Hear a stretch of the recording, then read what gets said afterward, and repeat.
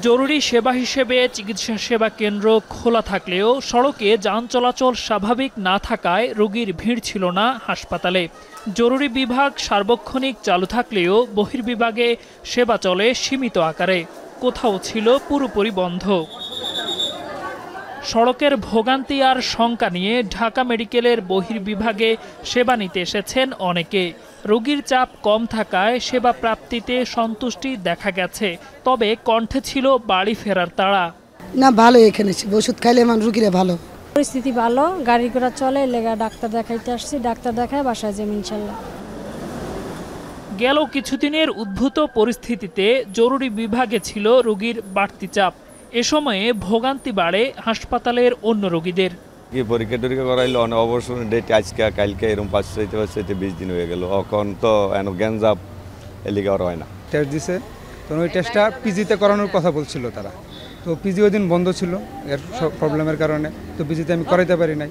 এটা বাইরে থেকে করাইতে গিয়ে আমার ধরেন 3500 টাকা লাগছে, সেটা পিজিতে করাইলে আমার হয়তো বা 1200 বা 1500 টাকার মধ্যে হয়ে যেত। এ নিয়ে ঢাকা মেডিকেলের পরিচালক বলছেন, হঠাৎ বাড়তি চাপে কিছুটা বেগ পেতে হয় তাদের। এ সময়ে অগ্রাধিকার ভিত্তিতে সংকটাপন্ন রোগীদের সেবা দেওয়া হচ্ছে। খুব রুটিন কেস যেগুলো, সেগুলো আমরা একটু পোস্টপন করেছিলাম, কারণ অনেক ইমার্জেন্সি কেস ছিল। লাইফ সেভ করার জন্য সেগুলোকে প্রায়োরিটি দিয়ে আমরা আগে করেছি। কিন্তু ওয়ার্ডের যেগুলো খারাপ পেশেন্ট ছিল সেগুলো আমরা করেছি, সেগুলো ইমার্জেন্সি হিসেবে করা হয়েছে। কিন্তু যেগুলো একটু ডিলে করলে সমস্যা হবে না, সেগুলোকে ডিলে করা হয়েছে। গেল কিছুদিনে বেসরকারি হাসপাতালে যেমন রোগী আসছে না বললেই চলে, তেমনি চিকিৎসকরা ব্যক্তিগত চেম্বারেও বসছেন না। সরকারি হাসপাতালের বহির্বিভাগ খোলা থাকলেও সড়কের নানা বাস্তবতায় চিকিৎসকদের উপস্থিতি নিশ্চিত করা যায়নি। এর প্রভাব পড়েছে সেবায়। ডাক্তার, নার্স যেহেতু কারফিউ চলছিল, তাদের যাতায়াতের কিছু সমস্যা ছিল। আমাদের তো ওরকম ট্রান্সপোর্ট নাই, অ্যাম্বুলেন্স ছাড়ার কোনো ট্রান্সপোর্ট নাই, যার ফলে আমাদের আসা যাওয়ার কিছু সমস্যা হয়েছিল। এছাড়া চিকিৎসার ক্ষেত্রে সমস্যা হয়নি। তবে কারফিউ শিথিলের সময় বাড়ায় ধীরে ধীরে স্বাভাবিক হচ্ছে সরকারি হাসপাতালের চিকিৎসা সেবা। সরকারি ছুটির মধ্যে আমরা চিন্তা করেছি, যেহেতু অনেক পেশেন্ট দূর দূরান্ত থেকে আসবে বা কষ্ট করে আসবে বা অনেক রোগীদের হয়তো সাফারিংস হতে পারে, এই জন্য এটা চিন্তা করেই আমরা প্রতিদিন আউটডোর খোলা রেখেছি এবং প্রতিদিন যারা এসেছে আমাদের এন্ট্রি আছে খাতার মধ্যে। যেদিন বন্ধও ছিল ওই দিন মিনিমাম 100-র বেশি রোগী আমরা চিকিৎসা সেবার আওতায় নিয়ে এসেছি। দেশের একমাত্র ক্যান্সার গবেষণা ইনস্টিটিউট ও হাসপাতালে গত কয়েকদিনে কমেছে রোগীর উপস্থিতি।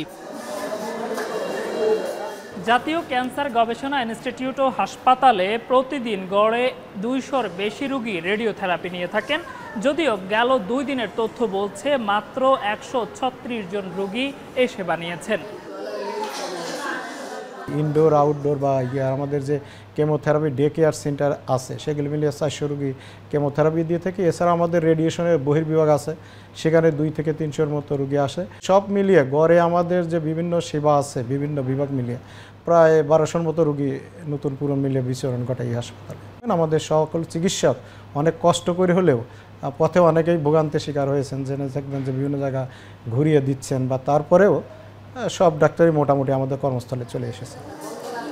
ক্যান্সার হাসপাতালের কর্তৃপক্ষ বলছেন, পরিস্থিতি স্বাভাবিক হলে রেডিও ও কেমোথেরাপি সহ অন্যান্য সেবায় সংকট দ্রুতই কাটিয়ে ওঠা যাবে। আমাদের হাসপাতাল পূর্ণাঙ্গ রূপেই চালু ছিল। দেলোয়ার দোলন, এখন, ঢাকা।